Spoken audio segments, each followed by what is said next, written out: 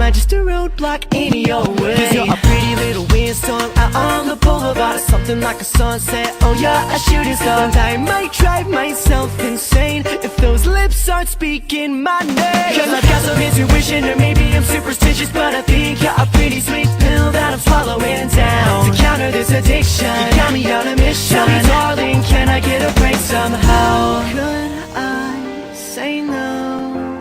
She's got a love like whoa.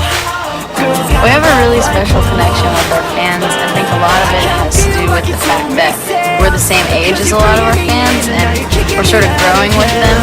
I'm sure that there's a lot of kids out there listening to the music that are figuring out who they are as they go through a lot of the same problems. It's a cool thing to like grow with your fan base and feel like you know them on a personal level. It's definitely special, just different.